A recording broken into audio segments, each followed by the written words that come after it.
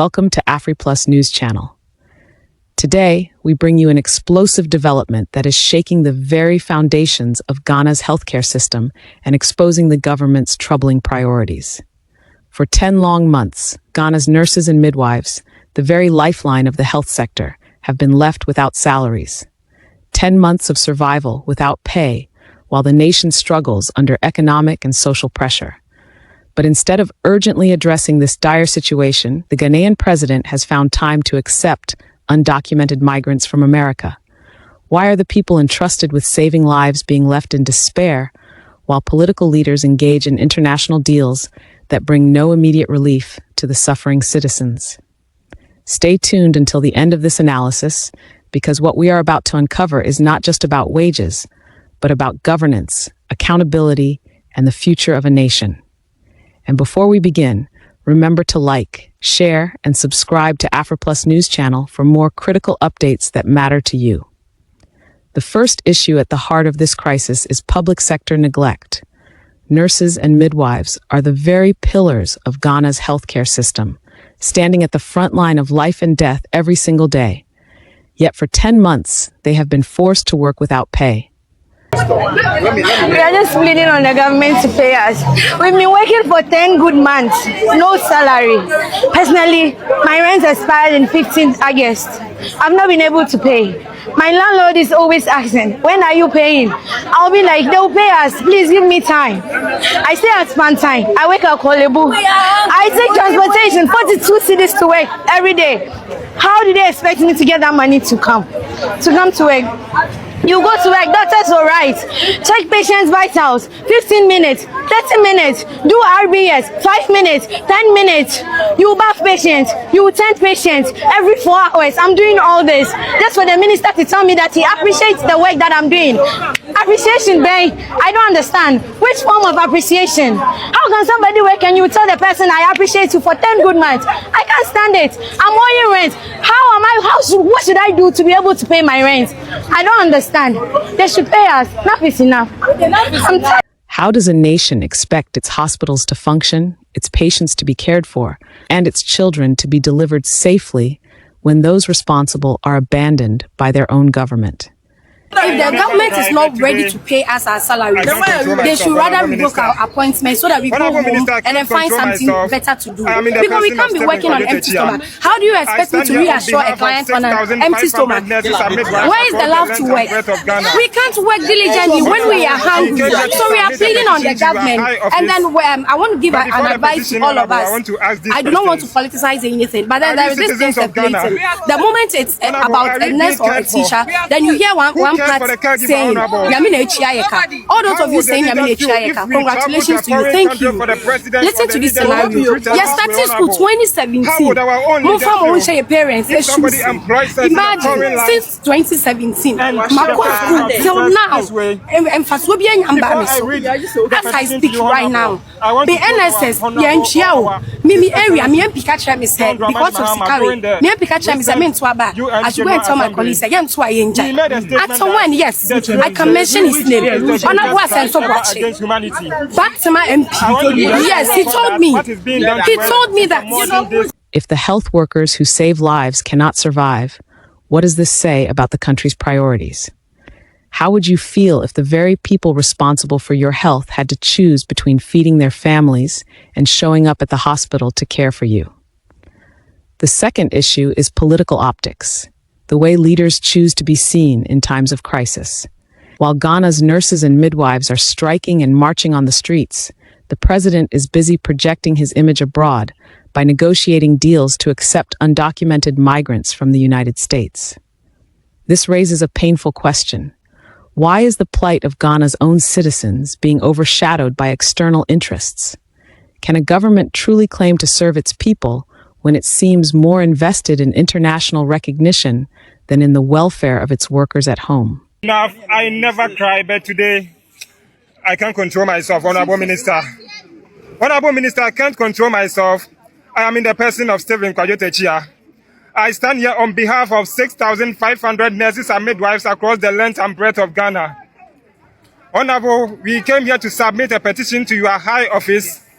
But before the petition, Honorable, I want to ask these questions. Are we citizens of Ghana? We are slaves. Honorable, are we being cared for? We are slaves. Who cares for the caregiver, Honorable? We are slaves. Nobody. How would the leaders feel if we travel to a foreign country for the president or the leaders there to treat us this way, Honorable? How would our own leaders feel if somebody employs us in a foreign land and the person maltreats us this way? Before I read the petition to you, Honorable, I want to quote our Honorable or His Excellency John Dramani Mahama during the recent UN General Assembly. He made a statement that the slave trade is the greatest crime ever against humanity. I want to put it on record that what is being done to us is a modern day slave trade. And this is the greatest crime any leader would do to their employees. Should global deals take precedence over domestic emergencies?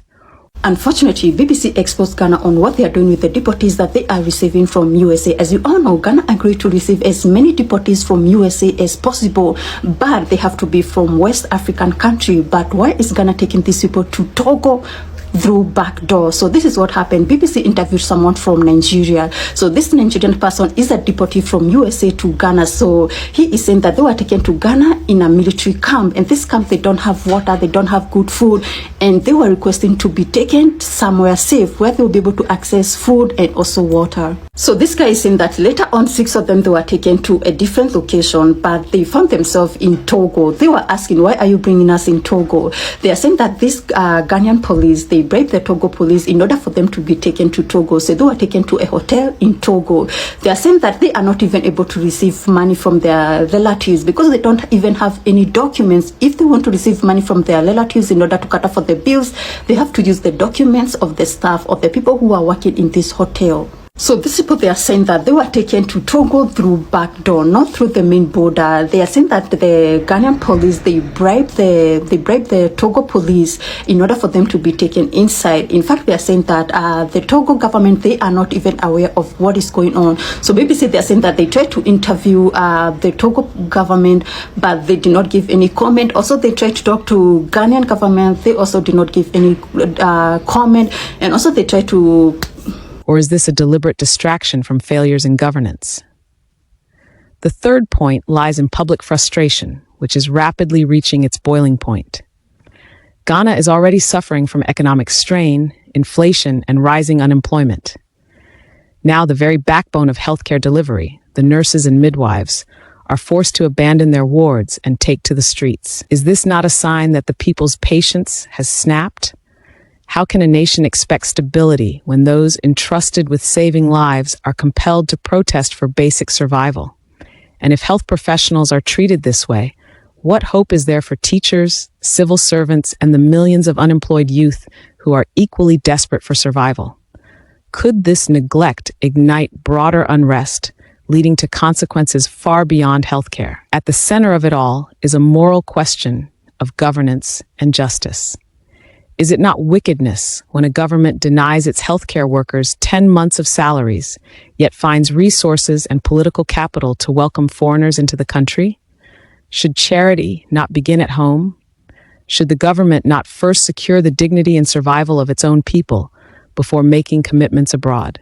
And is it not time for Ghanaians to ask why political elites seem detached from the realities of ordinary citizens? These are not questions of opposition or partisanship. They are questions of humanity, accountability, and leadership. As we reflect on this, we must also think about the long-term implications. What happens when nurses and midwives lose faith in the system and leave the country in search of better opportunities abroad?